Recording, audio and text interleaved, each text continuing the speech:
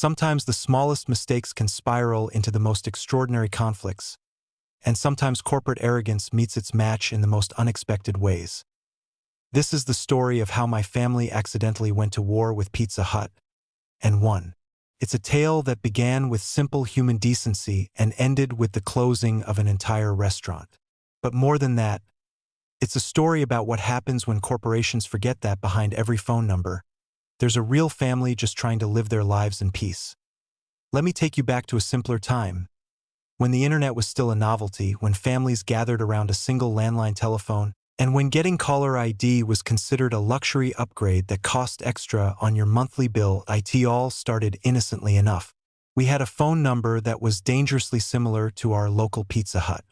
Their number ended in 5575. Ours ended in 5515. Just 2 digits different, but in the world of hungry customers dialing quickly, those 2 little numbers might as well have been invisible. In an era before cell phones, when families shared one landline and every call was a surprise, this tiny difference became our daily nightmare. But at first we thought it was almost charming in its own way. For years, literally years, we fielded misdirected pizza orders. My mother would answer the phone expecting a call from her sister, only to hear someone asking about pepperoni specials. My father would pick up during dinner, hoping it was work, and instead get an earful about cheese bread pricing. At first, we were understanding, even helpful. We'd politely redirect callers, sometimes even looking up the correct number for them. About half the callers were sober and reasonable. They'd apologize for the mistake, thank us for our patience, and hang up with genuine gratitude. But the other half, well, let's just say alcohol and hunger don't bring out the best in people. We'd patiently explain, sorry, wrong number, only to have the same person call back 4 or 5 times, their frustration escalating with each attempt. I know this is Pizza Hut, they'd scream into our ears. Stop playing games and take my order.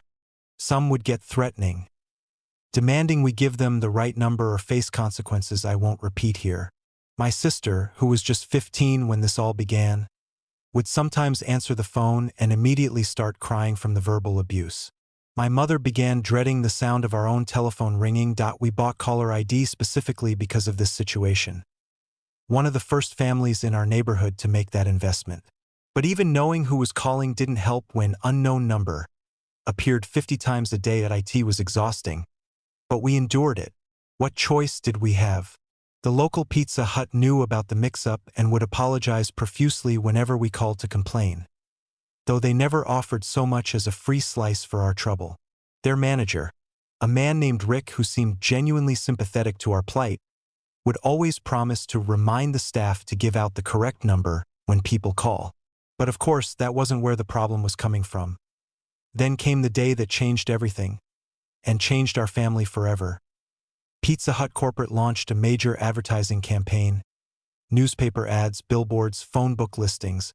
They spent thousands of dollars on this promotion, plastering our city with advertisements for their delicious deals and convenient ordering.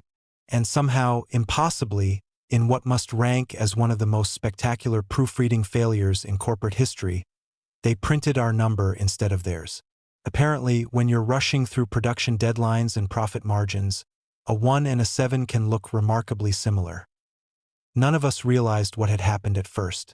We just knew that Monday morning our phone started ringing and didn't stop. The result was catastrophic. Our phone calls exploded from maybe 5 a day to over 200. Our house became Grand Central Station for hungry pizza customers across 3 zip codes. The phone would ring, we'd answer, and immediately get bombarded with complex orders for large pepperonis, family-sized meat lovers, and extra cheese breadsticks. We tried being helpful at first, setting up a voicemail message that clearly stated, "This is not Pizza Hut. You have reached a private residence. Their correct number is..." We recorded it in our most patient, helpful voices, thinking surely people would understand and simply redial. But people don't listen. They never listen. Instead of hanging up and trying the correct number, customers would wait for the beep and leave increasingly angry messages. They'd scream at our answering machine, threatening violence against whoever refused to take their pizza order. Some would call back immediately after leaving a message, convinced we were screening calls. Others would call every 10 minutes for hours, their rage building with each attempt. The irony was heartbreaking. Here we were, trying to help people get their food, and they were cursing us for our kindness. My mother stopped answering the phone entirely. My sister would come home from school to find 37 messages on our machine, most of them unprintable. We couldn't have friends over anymore. The phone rang constantly. We couldn't watch television without interruption. We couldn't have family dinners without the shrill sound of another hungry customer destroying our peace. Our home, our sanctuary, had become a call center for someone else's business. My father, a patient man who had worked in customer service himself and understood the frustration of dealing with corporate bureaucracy, decided to take action. He approached this reasonably, professionally, the way any rational adult would handle a business dispute. He called the Pizza Hut manager directly. "Look," he said, his voice calm but firm. "We've got a serious problem here. Your corporate office printed our phone number in your advertisements, and now we're getting hundreds of calls a day. All we want is to stop getting your calls. We'll pay to change our number, or you can change yours, or you can cover the small fee to switch ours. We just want our phone back." The conversation started reasonably enough. Rick, the manager we'd spoken with before, seemed to understand the gravity of the situation. But then something shifted, and what happened next still amazes me to this day. Instead of apologizing, instead of immediately working to fix the problem his company had created, this man whose business was hemorrhaging customers because of his corporate office's mistake actually had the nerve to curse at my father. He blamed US for his bad reviews, for his lost customers, for his failing business. "This is your fault," he screamed through the speakerphone, his voice echoing through our kitchen where the whole family had gathered to witness this conversation. "People are writing terrible reviews saying we don't answer our phones. You're costing me money." My mother's jaw dropped. My sister stared in disbelief. Here was a man whose company had invaded our home, disrupted our lives, and printed our private number in advertisements across the city. And he was angry at US. "I don't have money to fix your problem," he continued, his voice growing more hostile with each word. "Deal with it yourself." My father stared at the phone for a long moment after hanging up. The kitchen was silent except for the sound of our phone ringing again. Another hungry customer, another order we couldn't fill, another person about to become angry at us for something that wasn't our fault. Then he looked at my sister and me with a smile that should have terrified anyone who knew him well. It was the smile he got when he was about to turn a problem into a teaching moment. The smile that meant someone had just made a very serious mistake. "Okay," he said quietly, his voice carrying the calm certainty of a man who had just decided to go to war. "If that's how we're going to play this." The new house rules were simple, elegant, and absolutely devastating. Every time the phone rang, we were to answer it cheerfully, professionally, exactly like we were the Pizza Hut employees everyone expected us to be. We'd take their complete pizza order, every topping, every special request, every side item. We'd confirm their address, ask about preferred delivery time, and promise their delicious meal would arrive in about an hour and a half.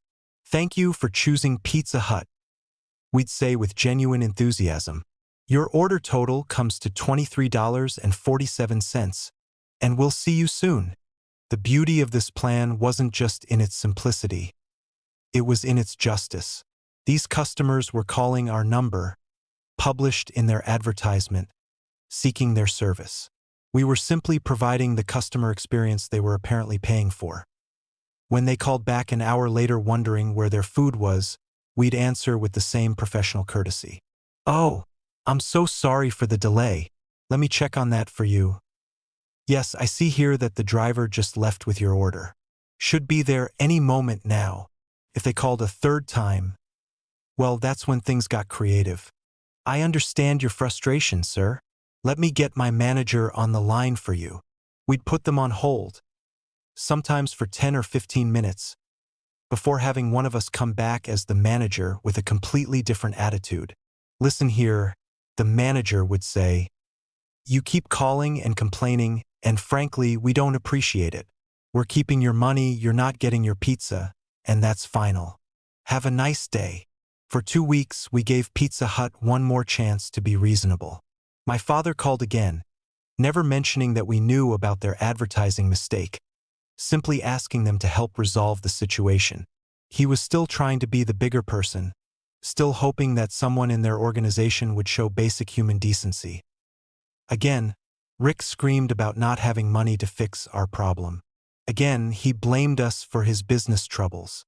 Again, he hung up on my father without offering any solution whatsoever. We tried calling other Pizza Hut locations, hoping to find someone reasonable who could help us navigate their corporate structure. We called Pizza Hut corporate directly, spending hours on hold, getting transferred from department to department, explaining our situation over and over to people who either didn't understand or didn't care. Nothing. No help. No sympathy. No acknowledgement that they had created this mess.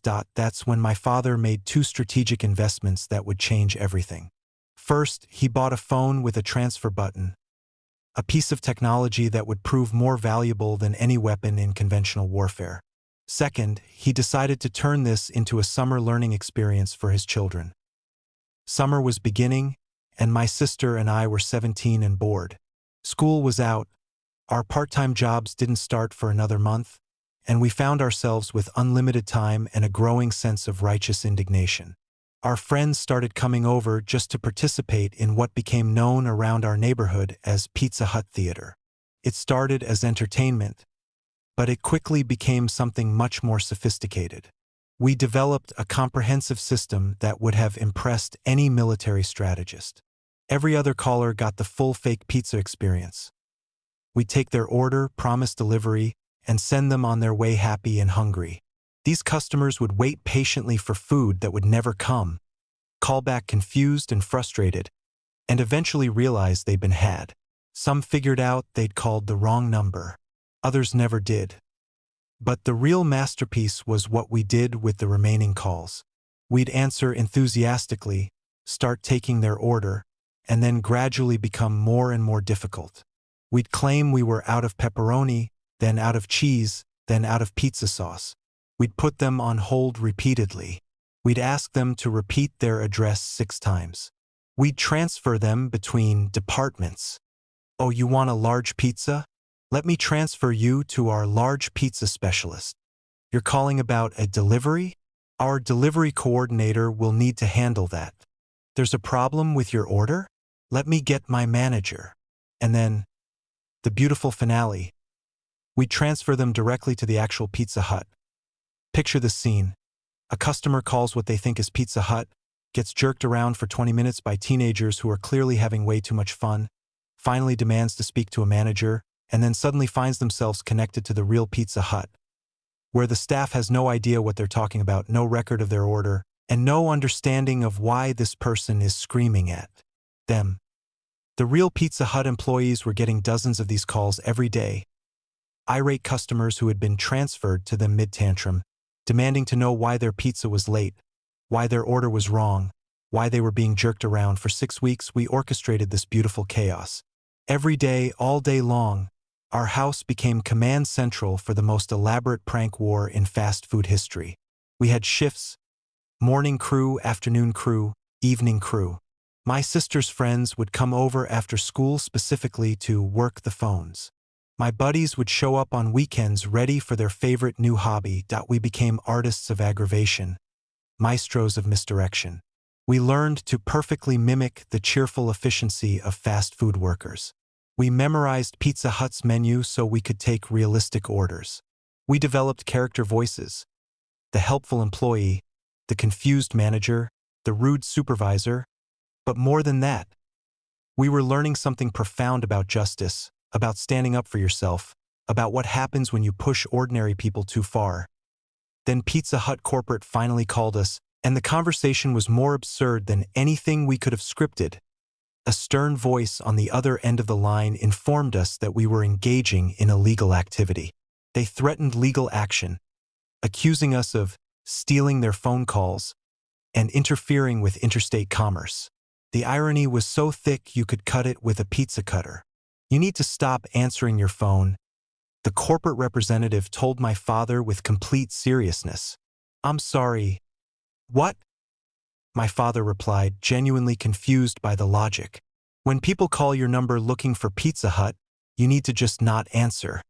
"But it's our phone number, in our house, that you printed in your advertisements." "That doesn't matter. You're causing problems for our franchisees." We calmly explained the situation. Again, we told them about the advertising mistake, about our months of misdirected calls, about our attempts to resolve the issue reasonably. We even played recordings of our previous conversations with their local manager, including his refusal to help and his verbal abuse of my father. Their response was predictable: more threats and demands that we stop our illegal activity. They seemed genuinely confused by the concept that we had any rights regarding our own telephone number. "You had better stop this immediately," the representative continued. "We have lawyers, and we're not afraid to use them." My father, ever the diplomat, tried one more time to find a reasonable solution. "Look, we'll gladly stop answering pizza calls if you'll simply change the number in your advertisements to the correct one. That's all we've wanted from the beginning. We're not changing anything. You need to fix this problem." And that's when my father finally lost his patience completely. "No," he said, his voice carrying a finality that made the whole family stop what we were doing to listen. "We're not stopping. You created this problem. You fix it. And until you do, every single call that comes to our number gets answered by our family however we see fit." He hung up. We didn't stop. 6 weeks later, the local Pizza Hut closed its doors forever. A few weeks after that, we received one final phone call. The former owner, the man who had cursed at my father, was calling to blame us for his lost livelihood. Apparently, our little game had made some customers so angry that they'd actually gone to the restaurant and physically confronted the staff. To this day, that conversation amazes me. Here was a man whose business had failed because his corporate office couldn't proofread an advertisement, and he was blaming the family who had tried to help him fix it. The aftermath was simple. We were banned from ordering from any Pizza Hut in our area for life. A small price to pay for one of the most satisfying victories in the history of customer service warfare.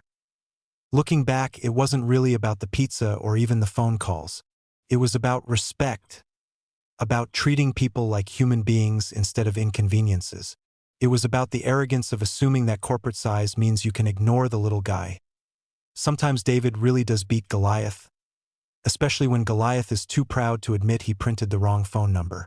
Like, share, and subscribe.